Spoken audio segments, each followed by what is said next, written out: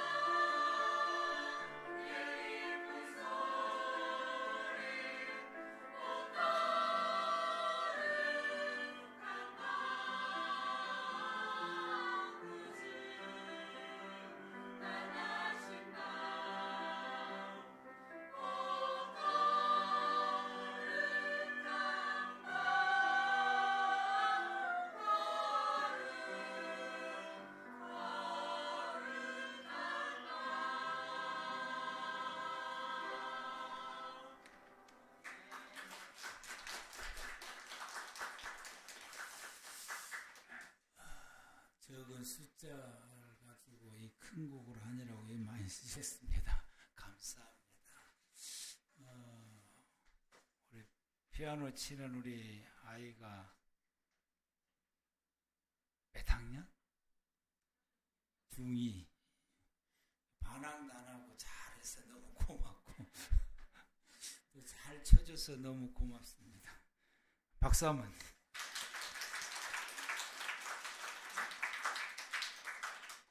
오늘 연습하는데 목양실에서 우리 집사람하고 듣는데 너무 대견스럽더라고.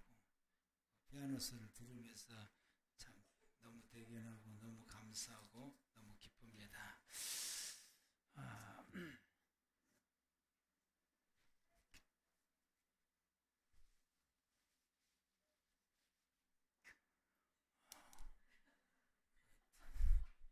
이 눈물은 저 친구 때문에 우는 게 아니에요. 이 눈물은 오늘 내 친구가 금년 정초에 딱 나오더니 금년 마지막 되니까 또 딱 나오는지. 그래서 오늘 우리 집사람하고 저 친구는 1년에 2번만 나오나. 매주 나왔으면 더욱 좋겠는데 근데 그 어머니를 모시고 왔어. 어머니를 딱 보는 순간에 눈물이 확 났어. 딱 보는 순간에, 저 어머니를 딱 보는 순간에 어렸을 때 봤던 얼굴이 저 얼굴 속에가 있으시더라고요. 그래서 그 얼굴을 보면서 제 엄마 아버지가 생각이 났어요. 그래서 눈물이 났습니다. 어머니를 모시고 와서 너무 기쁘고 너무 감사합니다. 지난주 우리가 말씀을 받을 때에 디모데전서 3장 17절 말씀을 통해서 크도다 경건의 비밀이라고 하는 제목으로 우리가 말씀을 받았습니다. 사실 구약 시대 때에 예수님이 오시는 것에 대해서는 비밀이었고 선지자로 통해서 주시는 말씀들이 어떤 그 암호와 같은 그런 말씀들이었는데 예수님께서 오심으로 통해서 이게 비밀들이 풀어졌다라고 말할 수 있습니다. 여자의 후손으로 오신다라고 하는 것이 이게 어떤 비밀이며 어떤 뜻인지를 잘 몰랐는데 예수님께서 오심으로 통해서 예수님은 죄가 없으신 분으로 오셨다고 해요. 죄가 없으신 분으로 오셔야 우리의 죄를 대속해 줄 수 있기 때문에 그러합니다. 구약의 시대 때의 제사를 끊임없이 드려왔고 5가지 제사를 끊임없이 드려왔는데 그 제사를 드리고 그 제사를 통해서 무엇을 이루는지에 대해서 그 제사 속에 숨겨져 있는 비밀들을 잘 몰랐는데 예수님이 오심을 통해서 이 제사의 비밀은 예수님께서는 우리의 죄를 대속해 주실 분이다 라고 하는 것을 그림자처럼 보여주시기 위해서 구약시대 때 이 제사를 드렸고 그리고 그 오신 예수님은 우리의 죄를 대속하시는 분이다 라고 하는 것을 일깨워주는 말씀이었습니다. 성전의 비밀은 하나님의 나라는 어떤 나라인지를 보여주고 그 나라를 이루시는 그 예수님이시고 우리는 예수님을 통해서 하나님의 나라를 이루어가야 될 사람들임을 보여주는 이 비밀이 이 속에 담겨져 있게 됩니다. 내일 말씀 우리가 받을 때 예수님을 통해서 저와 여러분들이 하나님의 나라를 이루어갈 수 있는 은혜와 그 복이 이루시기를 바랍니다. 족보의 비밀은 이 구원의 맥이 끊어져 있는 상태를 그걸 이어주는 이 역할하는 것이 족보고 그걸 이어져 내려온 것이고 이 구원의 맥이 끊어졌을 때에 결정적으로 이어주는 역할을 한 사람이 마태복음에 등장되는 이 여인들은 이 맥이 끊어졌을 때 이어주는 역할을 하였던 것처럼 예수님께서는 우리가 죄로 인하여서 하나님과의 연결고리가 끊어짐으로 우리의 구원이 끊어졌는데 예수님이 오셔서 이 연결고리를 이어줌으로 우리가 하나님의 자녀 되어서 하나님과 함께 생활해가는 구원의 은혜가 입을 수 있도록 이 연결고리를 예수님께서 이어주신 분이시다. 아멘. 우리도 그 역할을 해야 된다. 우리 주변에 우리 주변에 우리가 알고 있는 모든 사람들, 내 주변의 사람들이 이 연결고리가 끊어져 있는 사람들을 이걸 이어줄 수 있는, 예수님처럼 이어줄 수 있는 그 역할을 감당해야 될 사람들이 저와 여러분들입니다. 그리고 지난주 말씀 가운데 남은 자의 비밀인데, 예수님께서는 하나님의 사람으로서의, 하나님의 사람은 어떻게 사는 것인지를 보여주는 것이 예수님의 일생의 삶이고, 그것을 드러나는 것이 복음서의 내용입니다. 예수님께서 이와 같이 하나님의 사람으로서는 어떻게 사는 것이다 라고 하는 걸 보여주시고 또 말씀을 가르쳐 주신 것처럼, 우리 믿음의 모든 사람들도 역시 하나님의 사람으로서의, 하나님의 사람은 어떻게 사는 것이다 라고 하는 것을 세상 모든 사람들에게 보여줄 수 있는 하나님의 사람들이 되기를 축복합니다. 이게 우리가 지난주 말씀을 받았고, 요약해서 우리가 말씀을 받았는데, 아마 지난주 말씀보다 이 시간에 요약한 것이 여러분에게 더 뚜렷하게 되리라고 보게 됩니다. 이런 의미를 가지게 되고요. 오늘의 본문 말씀 가운데서 보게 되면 예수님의 나심은 이러하니라. 본문을 펴세요. 예수님의 나심은 이러하니라. 그의 어머니 마리아가 요셉하고 야콘을 하고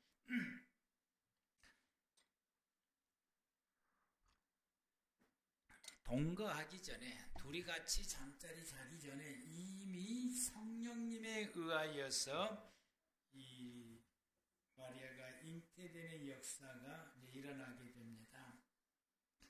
이 요셉이라고 하는 사람은 마리아의 약혼 남자인데, 이런 일이 있다니, 이건 있을 수도 없는 일이 생겨났네. 그러므로 이제 이렇게 되면은 이 남자가 떠들면은 이 마리아는 이제 모든 회중 앞에서 돌을 맞아서 죽어야 됩니다. 그러니까 이 요셉은 의로운 사람이라고 해서 이것을 드러내지 않고 조용히 이제 약혼을 취소하려고 생각을 하게 됐을 때, 이런 생각이 딱 들었을 때에 하나님의 사자, 천사가 그에게 찾아와서 이 과정을 설명을 하게 됩니다. 잉태됐던 과정을 설명하는데, 이르되 다윗의 자손 요셉아 20절, 내 아내 마리아 데려오기를 무서워하지 마라. 그에게 잉태되는 것은 사람으로 통해 되는 것이 아니고 하나님의 성령을 통해서 되어진 것이다. 아들을 낳을 것인데, 그 아들을 낳게 되면 이름을 예수라고 하라. 예수의 뜻이 그 다음 뜻입니다. 이는 그가 자기 백성을 그들의 죄에서 구원할 자이심이라. 예수라고 하는 이름의 뜻은 구원자라고 하는 뜻인데, 백성들의 모든 죄에서 구원할 자다라고 말씀을 하시게 됩니다. 이 본문 속에서 예수님께서 이 땅에 오시는 이유가 분명합니다. 우리들의 죄, 나의 죄로부터서, 나를 죄로부터서 구원하시기 위해서 오셨다라고 말씀하십니다. 성경에서 죄에 대해서 네 가지를 말씀을 하시게 됩니다. 로마서 14장 24절 말씀에, 로마서 14장 24절,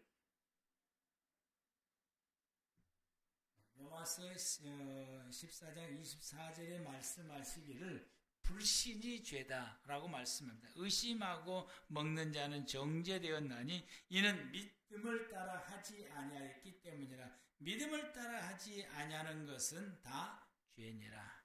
믿음이 없이 하는 것, 하나님을 향한 믿음 없는 것이 죄다라고 말씀하십니다. 하나님을 믿지 않는 것이 죄고, 우리가 믿음으로 행하지 않는 것들이 모두가 다 죄다라고 말씀하시게 되고, 요한일서 3장 4절 말씀 가운데서는 죄를 짓는 자마다 불법을 행하나니 죄는 불법이다. 즉 법을 지키지 않는 것이 죄다라고 말씀하십니다.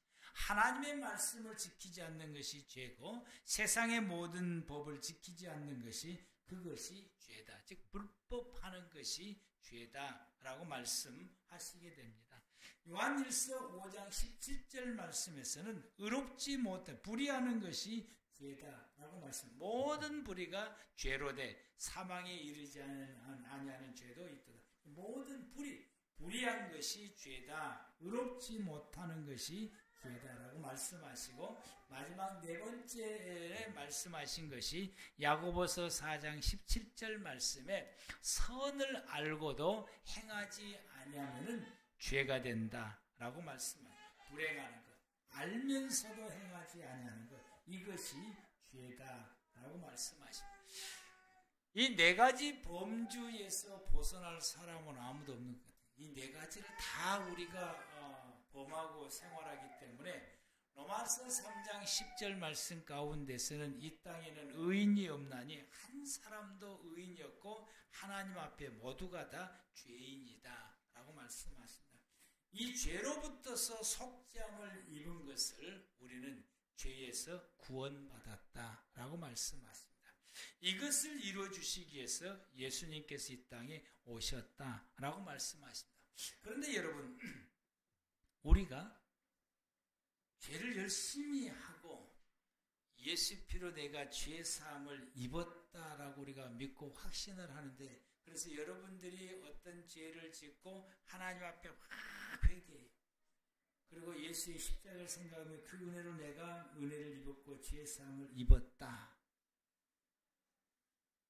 그러고 나서 돌아서서 여러분들이 그 죄에 대해서 어떻게 하십니까? 또 회개를 해. 또 회개하고 또 회개하고 또 회개하고. 여러분은 어쩐지 모르는데 저도 그랬더라고요. 옛날엔 저도 그랬더라고요.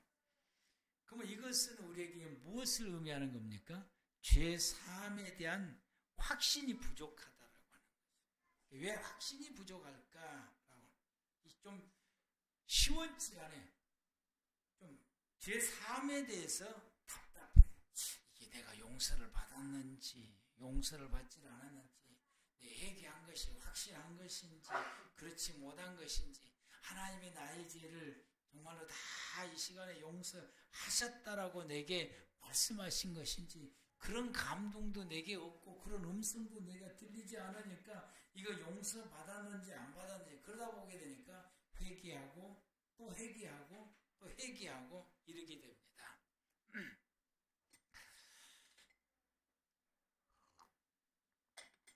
구원파 교회, 구원파 다니는 교인들을 보면은 모두가 다 한결같이 자기의 죄가 용서받았다거나 확신에 찬 사람들이 아마 구원파 사람들보다 더 많은 사람들 없을 것 같아요. 기존의 교인들에게 대해서는 이 확신이 없는데 구원파 사람들은 모두가 다 이 확신을 가지고 있어요. 어떻게 구원받았냐고 하면 내가 몇 월 며칠 날 구원받았다. 날짜를 딱 기입을 하고 모두가 다 이 날짜에 다 구원받았다고 사람들이 다 구원파 사람들은 확신을 가지게 됩니다. 그런데 문제가 있어요. 무슨 문제가 있느냐면 한 번 구원받고 난 다음에 그 죄를 짓게 되면은 그때 구원받았기 때문에 그 이후로부터서 지은 죄에 대해서는 회개하지를 않는다라고 하는 것이죠.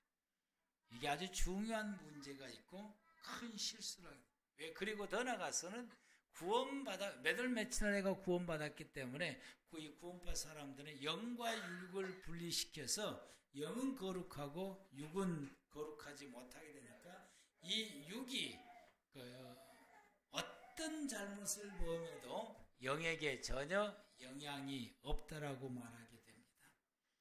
그래서 그 이후부터서는 그냥 살아요. 이게 이 구원파의 사람들의 큰 잘못된 이런 모습들이고요. 그래서 이단이라고 말하게 되는 것입니다. 회개는 죄 지을 때마다 회개를 해야 되는 것입니다.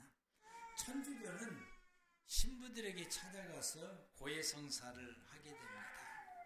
그러면 신부가 죄 사함에 대해서 선포를 하게 됩니다. 여기에도 문제가 조금 있는 것 같아요. 우리가 이 죄를 고백하는 것은 이 신부에게 하는 것이 아니라 하나님께 해야 되는 것이 맞아요. 성경적으로 보면은 하나님께 해야 되는 것이 맞는 것이고요.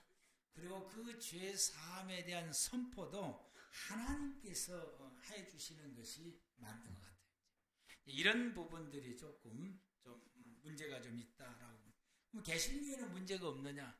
개신교회는 각자가 예수님의 대속하심을 믿고 하나님 앞에 본인이 직접 회개함으로 죄 사함을 받았다고 하는 믿음의 확신을 갖는 것이 개신교의 죄에 대한 교리입니다. 그런데 이제 문제점은 회개한 사람들이 죄 사함에 대한 확신을 갖기가 힘들다라고 하는 것이죠. 왜 그럴까? 원인이 뭘까? 원인을 우리가 찾으려면 성경에서는 어떻게 하고 있는가? 그 방법을 성경을 통해서 보게 되는데, 성경에서 죄 사함은 구약시대 때에 5가지 제사법을 통해서 이루시게 됩니다. 그러면 그 제사법을 통해서 보게 되면은 우리가 지금 무엇이 빠졌고 뭘 잘못하고 있는가를 알 수가 있습니다.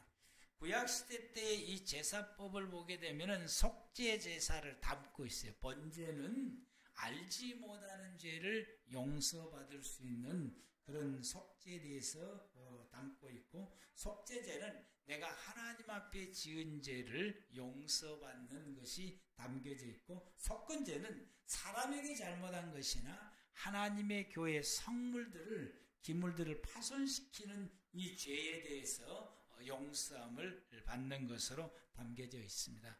그런데 속건제는 한 가지 또 담고 있는 것이 뭐냐? 속건제 제사를 하나님 앞에 드리려면 물질적인 손해를 입혔을 때는 반드시 변상을 해야 된다라고 하는 것이 전제로 담고 있고요. 소제는 다른 제사와 함께 드림으로써 그 제사를 완성을 시키게 되고, 그리고 소제는 가난한 자들의 속죄 제물이 되기도 합니다. 가난한 사람들은 짐승을 준비할 만한 경제적인 능력이 없으니까 가난한 사람들은 뭘로 속죄 제물을 삼느냐? 곡식으로 속죄 제물을 삼아요. 소제물로 속죄 제물을 삼도록 하나님께서 허락하시게 됩니다. 이러한 제사를 통해서 죄 사함을 잊기 위해서는 세 분야의 사람들이 그 역할을 감당할 때에 가능합니다. 첫 번째는 죄인이요. 제사자라고 말하는데, 내가 죄를 지었으면 내 죄 사함을 받기 위해서는 내가 해야 될 역할이 뭐냐라고 하는 거예요. 구약의 시대에 보니까 첫 번째가 제물을 준비해야 돼요. 내 죄를 사함받을 수 있도록, 내 죄를 용서받을 수 있는 그 역할을 해줄 수 있는 제물을 준비해야 돼요. 흠없고 점없는 제물, 깨끗한 제물을 준비하는데, 그 제물을 어린 양이라고 합니다. 어린 양을 준비해야 돼요.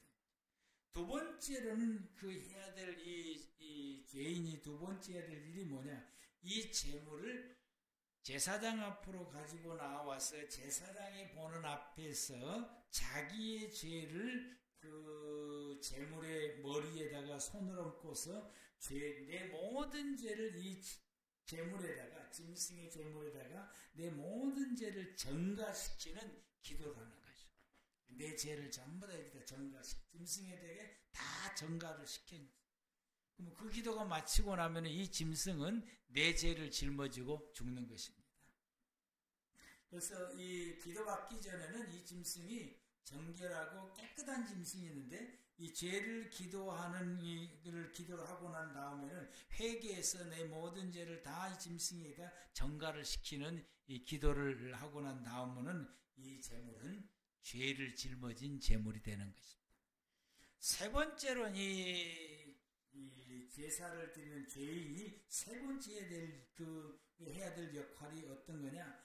제사장이 내가 전가시켰던 이 짐승을 제사장에게 넘겨주면은 제사장이 이 짐승을 통해서 제사를 집행하는 모든 가지, 짐승을 잡고 가죽을 벗기고 그리고 6개의 각을 뜨게 되고, 그것을 또 하나님 앞에 기름과 분리시켜서 그 기름을 하나님 앞에 태워드리고, 그리고 앞다리를 거제로 드리고 하는 이런 모든 제사의 과정을 다 일일이 보면서, 그걸 다 보면서 그 재물과 자신과 일치시키며 이렇게 고백합니다. 내가 내 죄 때문에 내가 저 짐승처럼 죽어야 되는, 하나님 앞에 죽어야 되는데, 죄를 짊어지고 죽어야 되는데 저 짐승이 내 모든 죄를 대신 저렇게 죽어집니다.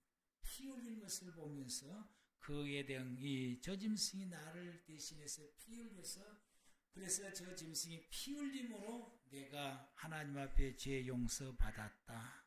저 짐승이 나를 대신해서 죽으심으로 내가 하나님 앞에서 이 죄의 용서를 받았다. 라고 하는 이 고백을 제사장이 이 짐승을 잡아서 제사를 집행하는 하나의 과정이 넘어갈 때마다 이것을 바라보면서 내가 죽을 것을 대신 저 짐승이 죽음으로 내가 용서받았다고 하는 이 고백을 끊임없이 마칠 때까지 계속해서 하나 제사가 집행되면 또 고백하고, 또 하나가 제사가 집행되면 또 고백하는 이 세 가지를 제사를 드리는 사람이 구약시대 때 해야 돼.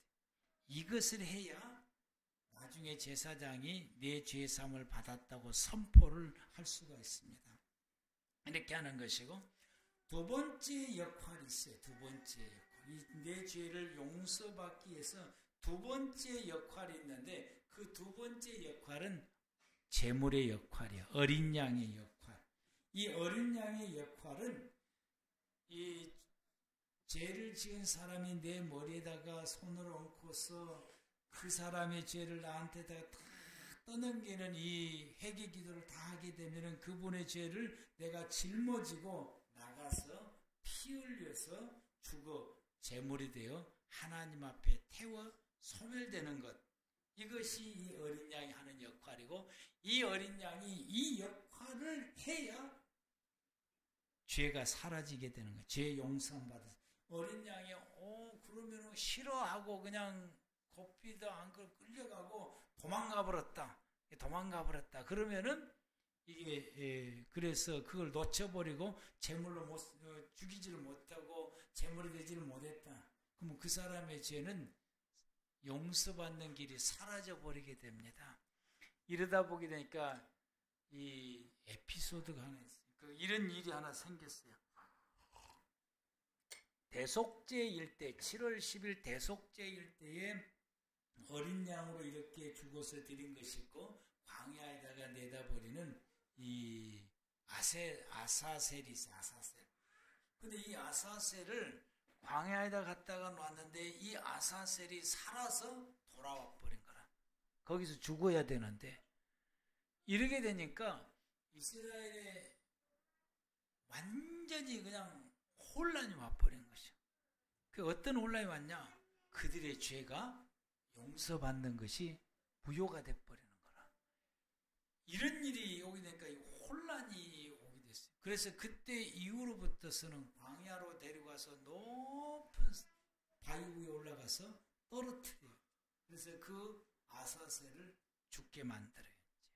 그럼 그 아사셀이 이제 딱 죽으면은 끈을 뿔에다가 달고, 그리고 바위에다가 끈을 이렇게 연결을 시켜서, 근데 붉은 끈을 연결시키는데 이걸 떨어뜨려서 이 아사셀이 죽으면은 이 붉은 끈이 흰색으로 변하게 됩니다. 붓다라고 하는 것은 죄가 있다라고 하는 걸 말하고, 흰색은 죄가 없어졌다라고. 그래서 붉은색이 흰색으로 변하는 것은 이 양이 죽음을, 우리의 죄를 짊어지고 죽음으로 통해서 우리의 모든 죄가 사라지게 되므로 흰색, 즉 죄가 없어졌다라고 하는 것을 표현하게 됩니다. 이 제물의 역할이 참으로 매우 중요하고 중요합니다. 그 다음에 이제 세 번째 역할이 있는데, 제사장의 역할이에요. 세 번째는 제사장의 역할인데, 이 제물을 죽여서 피를 받아서 번제단에다가 뿌려요. 이 번제단에 뿌리게 되고, 속죄제 제물은 번제단에 4개의 뿔에다가 뿌리게 되고, 그냥 일반 제물은 피는 번제단 모서리에다가 뿌리게 됩니다. 그리고 그 제물을 가죽을 벗기고 각을 띄게 되고 분류 작업을 하게 되고 계단에다가 태워서 하나님 앞에 드리게 됩니다. 이 속죄제 제물을 드릴 때는 기름을 태워서 드려. 기름을 태워서 하나님께 드리게 되고, 그리고 이 제물을 6개를 분리해서 하나님 앞에 요제로 드리기도 하고 거제로 드리기도 합니다. 요제로 드린 것은 동서남북 상하로 흔드는 것을 요제라고 말하고, 거제는 우로 올렸다가 내리는 것을 거제라고 말하게 됩니다.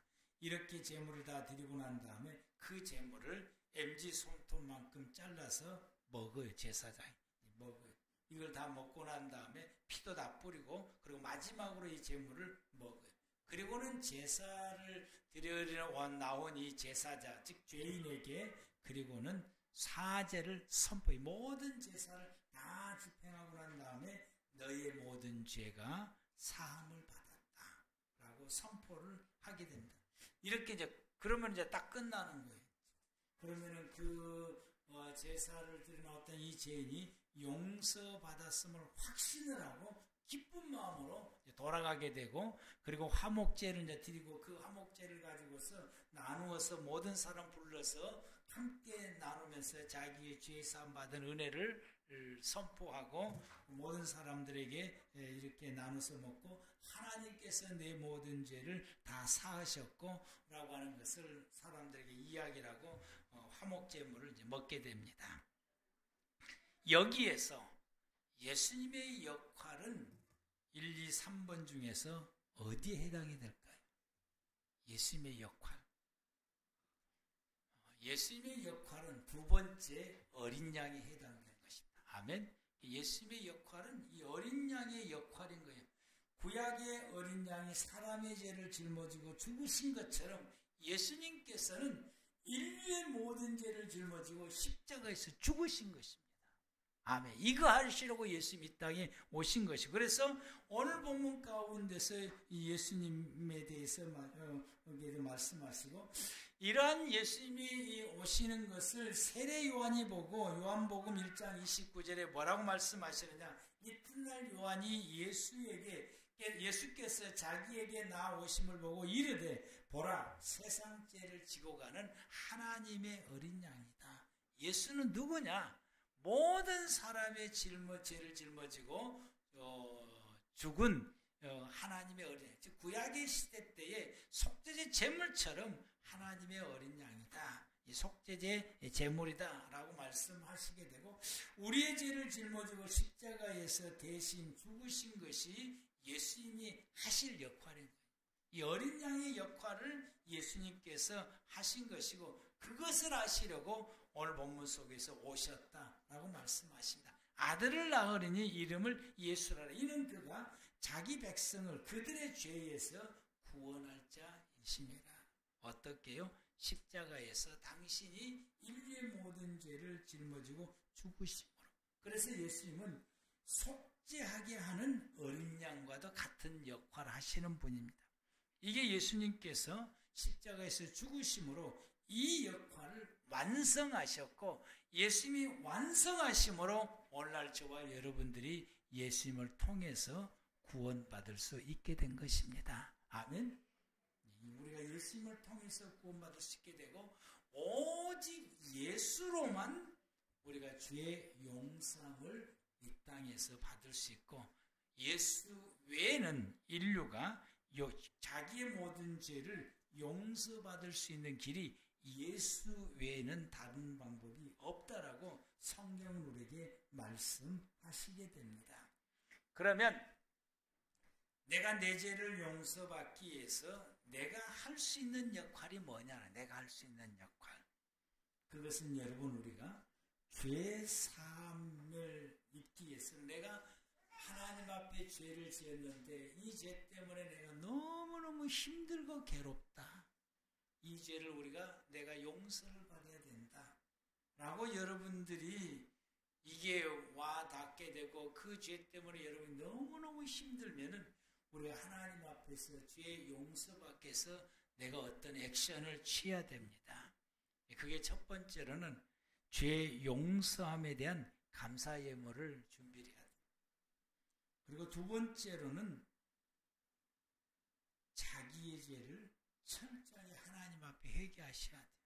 내가 지은 죄를 구체적으로 하나님 앞에 회개해야 돼요. 사람에게는 할 필요는 없지만은 하나님께는 급히 해야 돼요. 그래서 예수의 그 철저하게 회개를 하는 것이 마치 구약의 시대 때에 그 짐승에게 안수하고서 죄를 전가시킨 것처럼 십자가에서 내 죄를 짊으신 예수님에게 내가 회개하는 이 모든 죄를 예수님에게 전가를 시키는 것이 됩니다. 영적으로 그런 원리가 되어져 있는 거죠. 그러게 되면은 그러고 난 다음에 예수님께서 십자가에서 내 죄를 짊어지고 죽으셨다라고 하는 것을 믿는 믿음이에요. 회개와 믿음이, 회개와 믿음이 내가 해야 될 역할인 것입니다.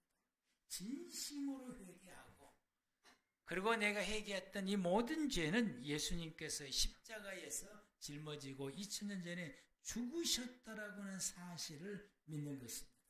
이 믿음을 가지게 됐을 때에 그것이 우리가 이제 내가 해야 될 역할인 거죠.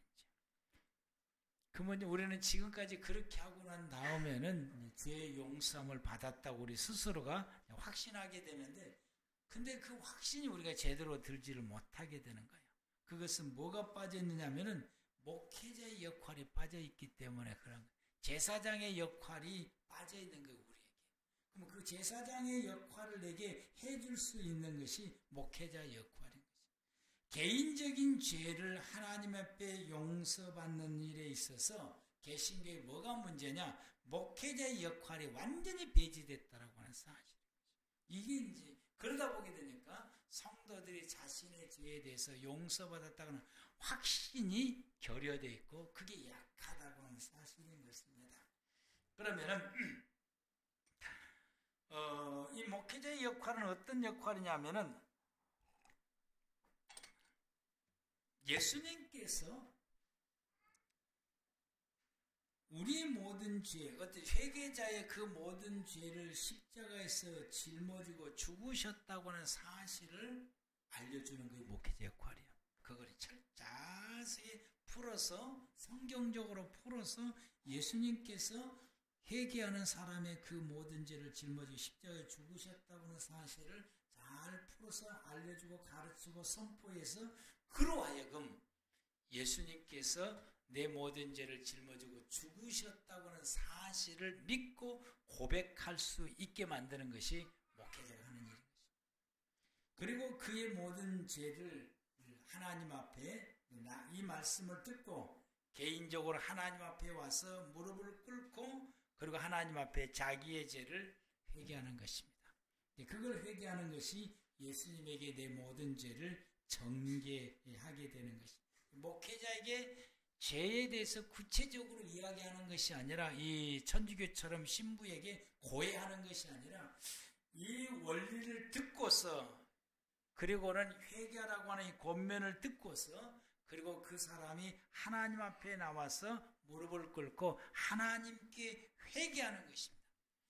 이 회개가 다 끝나고 난 다음에 다시 와서 내가 회개했습니다. 그러면은 점검을 하는 거예요. 목회자는 확실하게 회개했는지를 점검을 하고 그리고 그 회개에 대해서 예수님께서 십자가에서 대속에서 죽으셨다고 하는 사실을 믿는지 그 믿음에 대해서도 확신하는지도 점검하고 고백까지도 듣게 고백까지 듣게 그러고 난 다음에 그를 위해서 사죄 기도를 하는 것입니다. 하나님, 아무개가 자기의 모든 죄를 용서받기 위해서 하나님 앞에 철저하게 회개했습니다.